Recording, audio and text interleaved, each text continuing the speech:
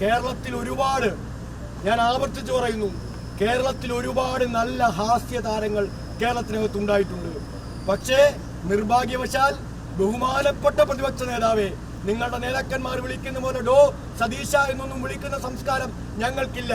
ബഹുമാനപ്പെട്ട പ്രതിപക്ഷ നേതാവേ, ഞാൻ ചോദിക്കട്ടെ, കേരളത്തിൽ ഇന്നോളം അഭിനയിച്ചിട്ടുള്ള എല്ലാ ഹാസ്യ താരങ്ങളെക്കാളും എത്രയോ വില കുറഞ്ഞ അഭിനയമാണ് ഇന്ന് മാധ്യമങ്ങൾക്ക് മുന്നിൽ അങ്ങ് ആടിത്തീർത്തത് എന്ന് ചോദിക്കാൻ ഞങ്ങൾ ആഗ്രഹിക്കുന്നു.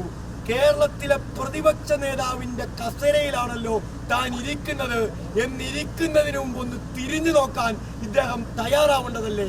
നിങ്ങളുടെ മുന്നിൽ നിന്ന് ആരോ പഠിപ്പിച്ചു വിട്ടതുപോലെ PR ഏജൻസിയാണ് എന്ന നല്ല ബോധ്യം ഞങ്ങൾക്കുണ്ട്.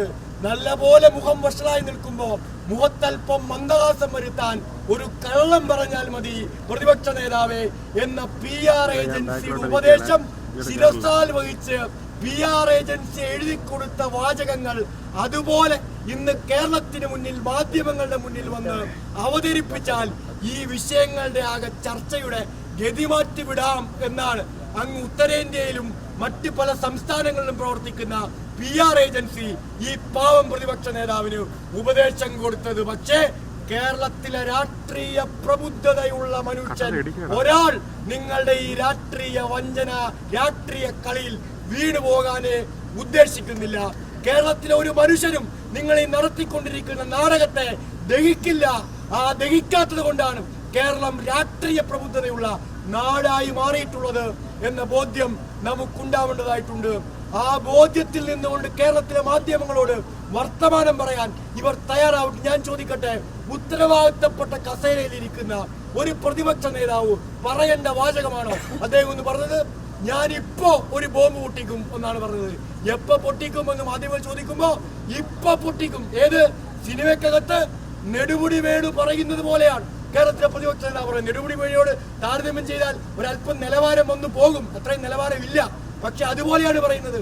ഇപ്പൊ പൊട്ടിക്കും എന്ന് പറയുന്നത് ഏതെങ്കിലും ഒരു ലോക്കൽ കോൺഗ്രസ് നേതാവല്ല, പ്രധാനപ്പെട്ട കോൺഗ്രസിന്റെ പ്രതിപക്ഷ നേതാവാണ്. രാഷ്ട്രീയം പറയാൻ, ജനങ്ങളോട് രാഷ്ട്രീയം പറഞ്ഞ് പ്രതിരോധിക്കാൻ അവസരമില്ലാതെ വരുമ്പോ എത്രയോ താഴ്ന്ന, എത്രയോ ഹീനമായ, എത്രയോ അധപ്പതിച്ച രാഷ്ട്രീയം കേരളത്തിലെ കോൺഗ്രസ് നേതാക്കന്മാർക്ക് പറയേണ്ടി വരുന്നു എന്നതിനു കൂടി തെളിവായി ഇന്നത്തെ ഈ രാഷ്ട്രീയ ദിനം മാറുമ്പോ അങ്ങനെ ചർച്ച വഴിതിരിച്ചു വിട്ട് അടഞ്ഞ അധ്യായം എന്ന് പറഞ്ഞ് ഈ കേരളത്തിലെ പെൺകുട്ടികളെ പുറകിന് നടന്ന് ശല്യം ചെയ്ത് അവരെ മാനസികമായും അല്ലാതെയുമെല്ലാം പീഡിപ്പിച്ച് അവരുടെ വയറ്റിലുണ്ടായ കുഞ്ഞുങ്ങളെ പോലും നിർബന്ധിച്ച് ഗർഭചിത്രം നടത്താൻ ഭീഷണിപ്പെടുത്തി കൊല്ലാൻ എനിക്കൊരു സെക്കൻഡ് പോലും സമയം വേണ്ട എന്നൊരു കോൺഗ്രസ് നേതാവിന്റെ ദാർഢ്യത്തിൽ ആക്രോശിച്ചിട്ട് വെറുതെ രക്ഷപ്പെട്ട് ഇരുട്ടുമുറിയിൽ കുറച്ചു ദിവസം അടച്ചിരുന്ന് സർവതന്ത്ര സ്വതന്ത്രനായി ഒരാഴ്ച കഴിയുമ്പോ വിവാദങ്ങൾ കെട്ടടക്കി പുറത്തിറങ്ങി നടക്കാമെന്ന കോൺഗ്രസ് PR ഏജൻസിയുടെ VD സതീശന്റെ, പ്രതിപക്ഷ നേതാവിന്റെ, KPCC പ്രസിഡന്റ് രാഷ്ട്രീയ കുതന്ത്രത്തെ അതിശക്തമായി കേരളത്തിൽ തുറന്നു കാണിക്കും. KSUക്കാരോട് ഞങ്ങൾക്ക് പറയാനുള്ളത്, ഇത് KSUവിൽ പ്രവർത്തിക്കുന്ന പെൺകുട്ടികൾക്ക് കൂടി വേണ്ടിയിട്ടാണ് ഞങ്ങൾ ഈ സമരം സംഘടിപ്പിക്കുന്നത്. എറണാകുളത്ത് നിന്ന് SFIക്കാരും അല്ലല്ലോ പറഞ്ഞത്. എറണാകുളത്ത് നിന്നും KSUവിന്റെ, യൂത്ത് കോൺഗ്രസിന്റെ ഉത്തരവാദിത്തപ്പെട്ട നേതാക്കന്മാർ പറഞ്ഞ വാർത്ത നിങ്ങൾ മാധ്യമങ്ങൾ റിപ്പോർട്ട് ചെയ്തതല്ലേ? KSUവിലെ പെൺകുട്ടികൾക്ക് പോലും ഈ സൈക്കോപാത്തിനെ കൊണ്ട് രക്ഷയില്ല എന്ന വാർത്തകൾ പുറത്തു വരുമ്പോ SFI ഇന്ന് കേരളത്തിന്റെ തെരുവോരങ്ങളിൽ നടത്തുന്ന ഈ സമരം KSUവിൽ പ്രവർത്തിക്കുന്ന ഞങ്ങളുടെ സഹോദരിമാരായ പെൺകുട്ടികൾക്ക് കൂടി വേണ്ടിയാണ് എന്ന് അടിവരയിട്ട് പറഞ്ഞുകൊണ്ട് ഈ ഹെൽപ്പ് ഡെസ്ക് ഒരു തുടക്കമാണ്.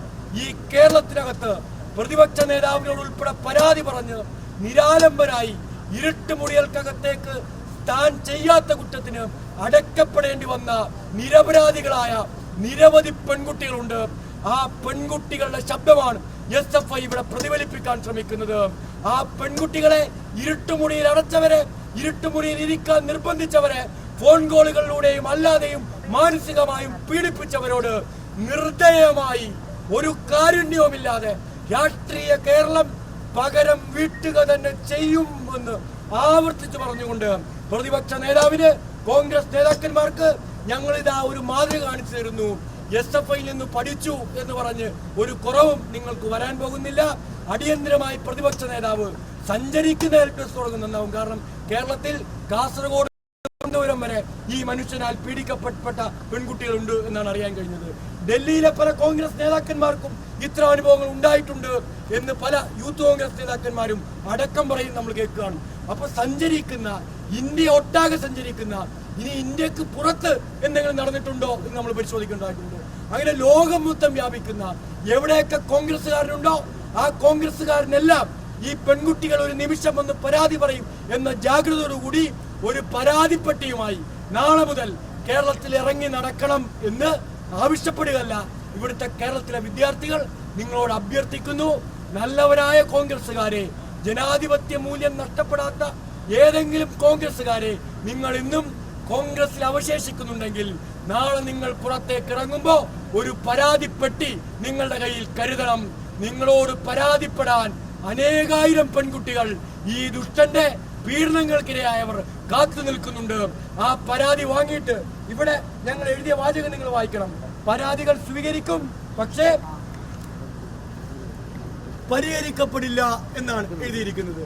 അങ്ങനെ പ്രതിപക്ഷ നേതാവ് പരാതി വാങ്ങി പരിഹരിക്കാതിരുന്നത് പോലെ, KPCC പ്രസിഡന്റ് പരാതി വാങ്ങി പരിഹരിക്കാതിരുന്നത് പോലെ, ദയവ് ചെയ്ത് അന്തസ്സുള്ള, നെഹ്റുവിനെ സ്നേഹിക്കുന്ന, മഹാത്മാഗാന്ധിയോട് എന്തെങ്കിലും സ്നേഹമുള്ള ഒരു കോൺഗ്രസ്സുകാരനും ഇന്നും സോണിയാഗാന്ധി ഈ പാർട്ടിക്കകത്തുണ്ട് എന്നാണ് ഞങ്ങൾ വിശ്വസിക്കുന്നത്. ആ സോണിയാഗാന്ധിയോട് ഒരു അല്പമെങ്കിലും ബഹുമാനമുള്ള ഏതെങ്കിലും കോൺഗ്രസ്സുകാരൻ ഈ കോൺഗ്രസിനകത്ത് അവശേഷിക്കുന്നുണ്ടെങ്കിൽ പ്രതിപക്ഷ നേതാവ് പരാതി മുക്കിയതുപോലെ, ഷാഫി പറമ്പിൽ പരാതി മുക്കിയതുപോലെ, KPCC പ്രസിഡന്റ് പരാതി മുക്കിയതുപോലെ ഈ അധമന്റെ, ഈ ക്രൂരന്റെ, ഈ പിശാചിന്റെ പരാതികൾ മുക്കാതെ സധൈര്യം ആ പെൺകുട്ടികൾക്ക് വേണ്ടി പോരാടാൻ ഞങ്ങളുടെ കൂടെ അന്തസ്സുള്ള കോൺഗ്രസ്സുകാർ തെരുവിലേക്ക് ഇറങ്ങണം എന്ന് വിദ്യാർത്ഥി പ്രസ്ഥാനത്തിന് വേണ്ടി, SFIക്ക് വേണ്ടി ആവശ്യപ്പെട്ടുകൊണ്ട് ഈ പരാതിപ്പെട്ടി ഞങ്ങളിവിടെ, ഈ ഹെൽപ്പ് ഡെസ്ക് ഞങ്ങളിവിടെ സ്ഥാപിക്കുന്നു. അദ്ദേഹത്തിന്റെ സ്റ്റാഫിനെ ഇവിടെ ഇരുത്താം, കോൺഗ്രസ് നേതാക്കന്മാരെ ഇവിടെ ഇരുത്താം, യൂത്ത് കോൺഗ്രസ് നേതാക്കന്മാരെ ഇവിടെ ഇരുത്താം. KSU നേതാക്കന്മാർ ഇന്ന് കണ്ണൂർ സർവകലാശാല തെരഞ്ഞെടുപ്പ് കഴിഞ്ഞ് എല്ലാ കോളേജും തോറ്റ് ഒരു പണിയുമില്ലാതെ വെറുതെ കണ്ണൂർ കുത്തിയിരിക്കുന്നുണ്ട്. ആ കണ്ണൂർ കുത്തിയിരിക്കുന്ന MGയിൽ തോറ്റ KSU നേതാക്കന്മാരെ വിളിക്കാം. കാരണം ഇനി മറ്റ് പണിയൊന്നുമില്ല. കാരണം ക്യാമ്പസുകളെല്ലാം തോറ്റു. ക്യാമ്പസിൽ ഇനി അടുത്ത വർഷം തെരഞ്ഞെടുപ്പിന് അവർക്ക് പോയാൽ മതി. അടുത്ത വർഷം തെരഞ്ഞെടുപ്പ് വരെ കേരളത്തിലെ KSU മറ്റ് പണികളൊന്നുമില്ല. പ്രതിപക്ഷ ആകുലപ്പെടേണ്ട. അങ്ങനെ തോറ്റിരിക്കുന്ന KSUക്കാർക്ക് ഒരു പണി കൊടുക്കാൻ കൂടി വേണമെങ്കിൽ ഈ ഹെൽപ്പ് ഡെസ്കിനെ അങ്ങേക്ക് പ്രയോജനപ്പെടുത്താം എന്ന് പറഞ്ഞുകൊണ്ട് ഈ ഹെൽപ്പ് ഡെസ്ക് SFIക്ക് വേണ്ടി, കോൺഗ്രസുകാർക്ക് വേണ്ടി, അന്തസ്സുള്ള കോൺഗ്രസുകാരെ പ്രതികരിച്ച് ഞങ്ങളിവിടെ സ്ഥാപിക്കുന്നു. ഈ ഹെൽപ്പ് ഡെസ്കിലേക്ക് പരാതികൾ വരുമ്പോ സ്വീകരിക്കാൻ പ്രതിപക്ഷ നേതാവ് തയ്യാറാവുന്നത് പോലെ നടപടിയെടുക്കാൻ ആർജവത്തോടെ അന്തസ് കൂടി കാണിച്ചിട്ട് ജനങ്ങൾക്ക് മുന്നിൽ വന്ന് രാഷ്ട്രീയ നാടകം കളിക്കാൻ, കോമിക്ക് കാണിക്കാൻ, കോമഡി പറയാൻ, തമാശ പറയാൻ ഇയാൾ തയ്യാറാവണം എന്ന് പറഞ്ഞ് ഞാൻ അവസാനിപ്പിക്കുന്നു. നിങ്ങൾക്ക് അഭിവാദം.